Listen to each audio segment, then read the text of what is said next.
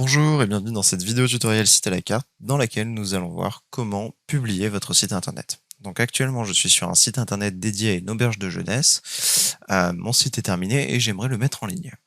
Donc je viens en haut à droite de mon site et ici j'ai publié avec une petite flèche vers le bas. Quand je clique ici, on peut voir que j'ai deux options. Soit enregistrer mon site, chose que vous avez peut-être dû faire, même s'il y a l'enregistrement automatique, vous avez peut-être à certains du moment enregistré manuellement pour gagner du temps, car vous ne vouliez pas attendre que l'enregistrement automatique se fasse. Donc voilà, vous avez peut-être déjà ouvert cet onglet. Et au-dessus, vous pouvez voir que vous avez mettre mon site en ligne.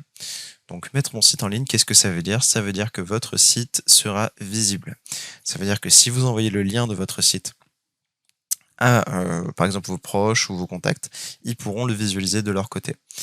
Ça veut aussi dire que, en fonction des paramètres SEO que vous avez renseignés, donc je vous renvoie à la vidéo qui est disponible dans la section aide, mais il faut savoir que vous pouvez paramétrer, hop, comme ceci, les titres et les descriptions SEO de votre site, et donc c'est quelque chose à faire avant de publier son site pour tout simplement avoir un référencement optimal.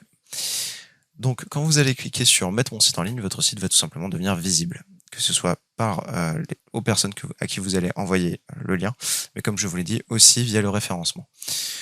Sachez que c'est possible de mettre son site en ligne même en période d'essai. Néanmoins, cela ne mettra pas en place le référencement, c'est-à-dire que les gens pourront voir votre site si vous leur envoyez le lien d'ailleurs à Vocalix, mais ce ne sera pas disponible en référencement, car pour le référencement, en fait, il faut publier votre site, faire votre SEO, et aussi renseigner votre nom de domaine qui est inclus dans votre abonnement, donc qui sera votre nom de domaine personnalisé, et donc c'est comme ça en fait que le référencement va pouvoir se faire. Donc il vous suffit donc de cliquer, et une fois que vous avez cliqué, donc on vous donne une confirmation comme quoi il sera public, mais que vous pouvez bien sûr continuer à le modifier. Ça, il n'y a pas de problème, vous pouvez continuer à modifier votre site quand il est publié. En fait, quand votre site va s'enregistrer, il va se mettre à jour automatiquement, et ça va mettre à jour ce que vont voir les visiteurs de votre site automatiquement. Si vous recliquez sur publier une fois que vous l'avez mis en site, vous pouvez mettre le site hors ligne, ce qui va vous permettre de tout simplement le dépublier.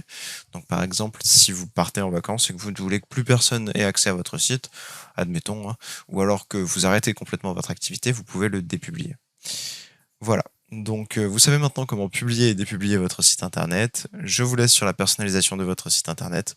Sachez actuellement que j'utilise, en tout cas, le thème numéro 5, avec comme couleur le bordeaux, et que je suis sur la profession maison d'hôte et location.